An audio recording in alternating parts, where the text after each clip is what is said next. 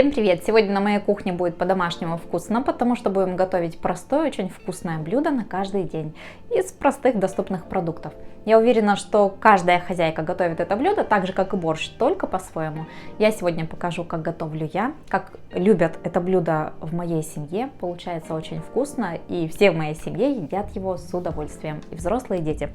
В первую очередь мне понадобится мясо. Я сегодня буду использовать свинину, но также я готовлю из курицы, из говядины, в зависимости от того, что у меня есть в наличии.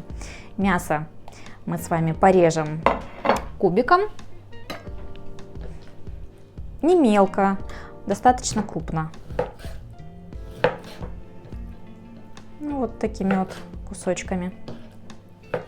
Мы с вами сразу же подготовим все продукты, все порежем, чтобы потом просто все поочередно закидывать в сковороду. Итак, далее мне понадобится лук, репчатый лук, я беру достаточно много. У меня вот такие луковицы небольшие, поэтому 2-3 штуки возьму. Лук порежу кубиком, здесь не принципиально. Можете нарезать лук так, как вашей душе угодно. Можете помельче, можете вот достаточно крупно. Ну, я здесь не мельчу, режу лук таким вот крупным кубиком. Морковь можно порезать кружочками, можно кубиком. Я же сделаю вот таким вот образом. Буду резать ее полукружочками. Здесь тоже не принципиально, но я все режу достаточно крупно, все продукты. Ну и, конечно же, картофель. Куда без него? Картофель будем резать тоже достаточно крупно. Все продукты, их количество я укажу в описании под видео, поэтому обязательно туда загляните. Хотя, знаете, в этом блюде обычно можно использовать все на глаз. Нет таких строгих пропорций. Я это блюдо готовлю обычно, если дома, то в глубокой сковороде. Я уже, кстати, разогрела там растительное масло. Можно также готовить в казане. Вообще я люблю готовить это блюдо летом в казане. Получается еще вкуснее, потому что с дымком. Все очень просто. Все закинул поочередно в казан или в сковороду и отдыхаешь. Итак, в разогретое растительное масло отправляем в первую очередь мясо.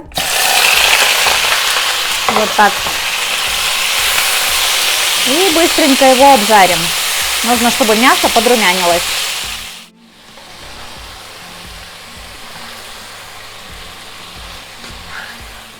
Вот когда мясо подрумянилось, отправляем к нему лук. Все это хорошо перемешаем. И все вместе обжарим буквально пару минут. Самое время добавить в сковороду морковь. Вот знаете, процесс приготовления напоминает то, когда мы готовим с вами зирвак при приготовлении плова. Очень похоже, только вместо риса у нас будет картошечка.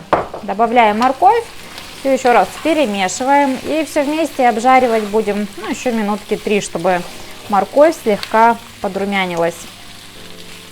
Далее, вот буквально щепоточку соли, слегка посолим мясо и добавляем специи. Из специй я добавляю карри.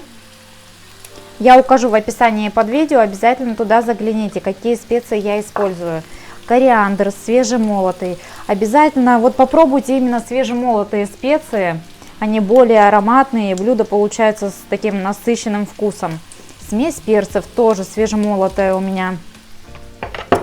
Теперь заливаю сюда кипяток. Немного.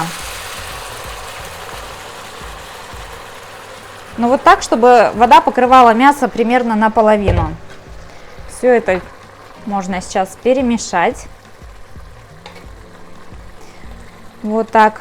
На этом же этапе отправляем сюда картофель. Сразу же весь. Опа, одна картошечка не порезанная осталась. Но ничего страшного. Распределяем равномерным слоем. Вот водичка уже закипела. Теперь накрываем сковороду крышкой. Убавляем огонь до минимального и будем тушить до полуготовности картофеля.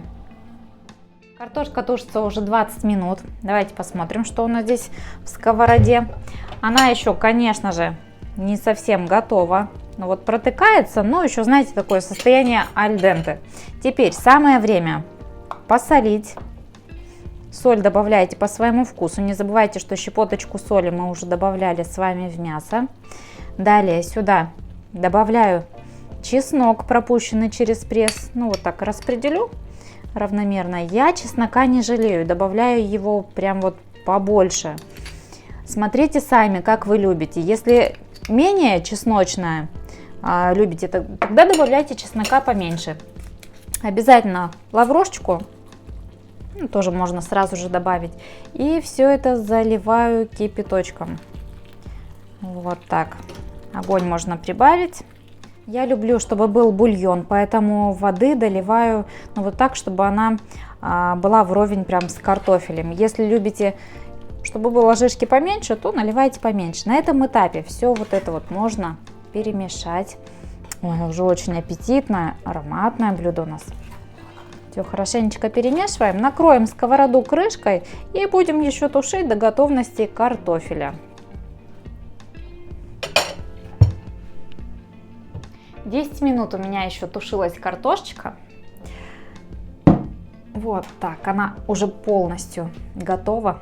По желанию можно, конечно, посыпать блюдо в сковороде рубленой зеленью, но я этого делать не буду. Буду посыпать индивидуально каждому в тарелочку. Посмотрите, картошечка полностью приготовилась. Вот. Видно, да? Все это блюдо называют по-разному. У кого-то это картошка тушеная с мясом, у кого-то это жаркое. Самое главное, что получается очень вкусно. Это априори вкусно, блюдо ароматное, аппетитное. К тому же и готовится все элементарно просто. Всем желаю приятного аппетита, хорошего настроения. Готовьте с душой, с удовольствием. Пока-пока.